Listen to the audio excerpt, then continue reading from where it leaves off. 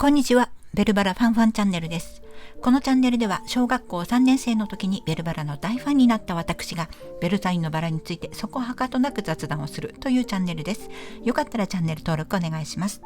さて、先日絶賛開催中の誕生50周年ベルサイユのバラ展ベルバラは永遠に行ってきました。今回はその報告です。撮影禁止コーナーがあったので一部ではありますが、私が撮影してきた写真とともにおしゃべりしていきます。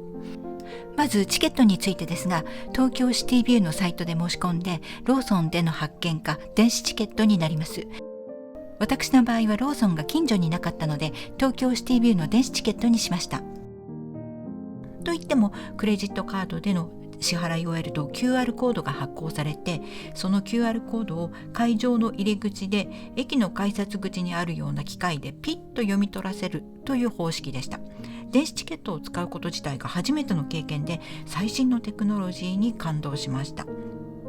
わざわざチケットを買いに行かなくてもいいのは便利です。東京シティビューのボックスオフィスでもチケットを売っていたようです。会場は六本木の六本木ヒルズ森タワー52階東京シティビューです。これは会場へ向かう途中ですね。だんだん近づいてきてワクワクしてきました。森タワー52階に到着しました。会場入り口手前にカフェ&レストランがあって、ベルサイユのバラとのコラボメニューがありました。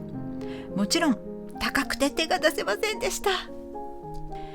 気を取り直して電子チケットの QR コードをピッと読み取らせて会場に入っていきます。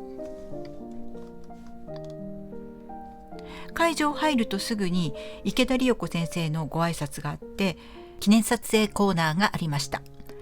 人数制限が行われているのと、私が行った日が平日の昼間ということで落ち着いている状況でした。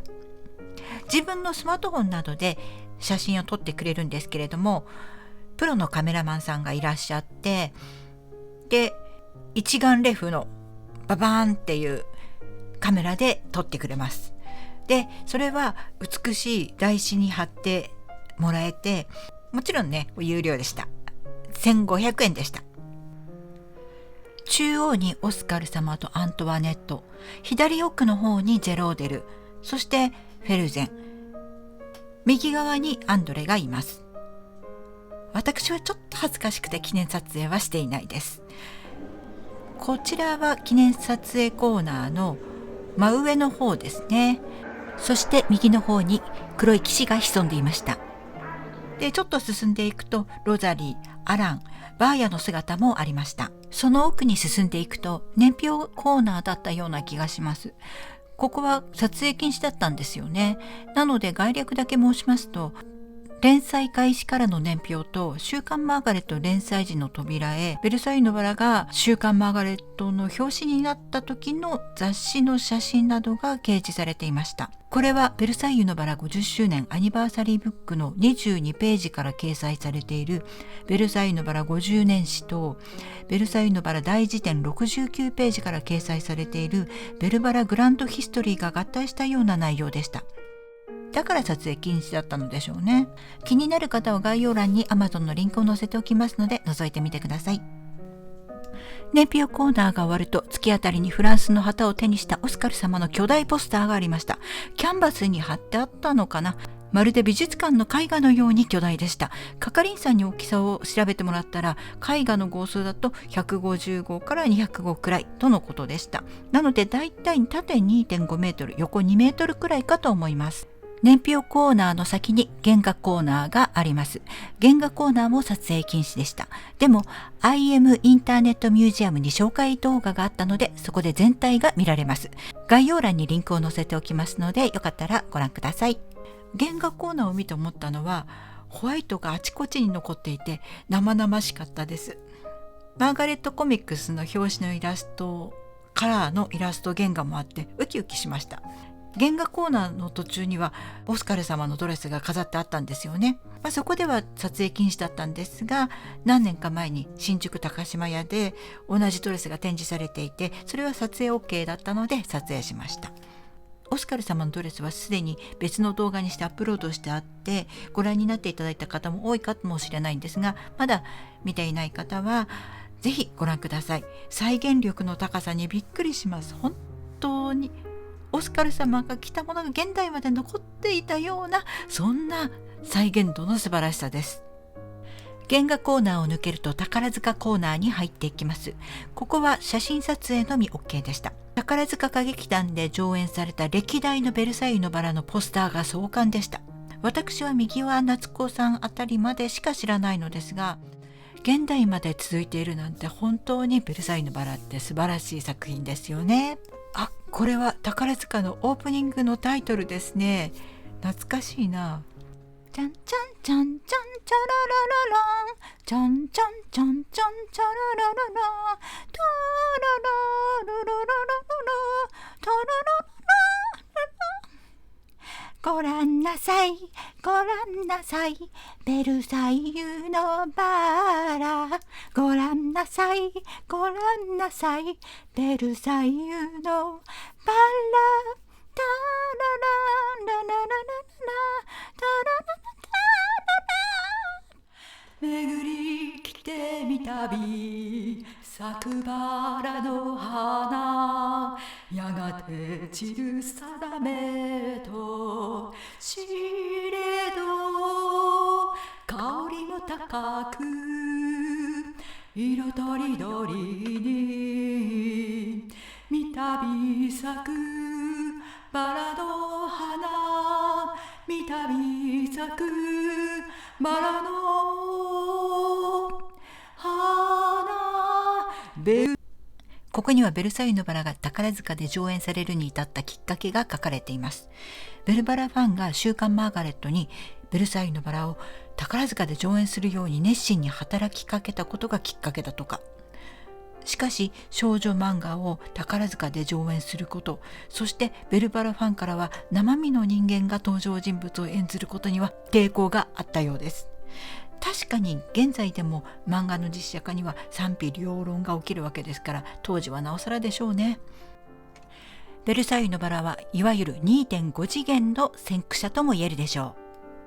まあこれは有名な話ですが、手塚治虫先生が宝塚出身で、宝塚歌劇が身近にあって、それがリボンの騎士につながり、リボンの騎士がベルサイユのバラのオスカル様につながり、そしてベルサイユのバラが宝塚で上演されるって、すごいつながりです。まさに円環ですね。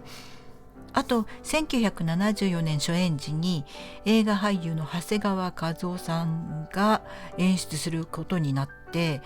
美しく見せる手法としてオスカル様とアンドレの場面でのポーズが美しいけれど演者にとっては苦しい姿勢だったとか、瞳の輝きを見せるために春名由里さんに目の中に星を飛ばせと注文したとかで、そのために目線を2階の手すりからゆっくりと下ろして最後に客席番号 E-26 を見ると、どうも照明の加減で目の中に星が飛んでいるように見えるんだそうです。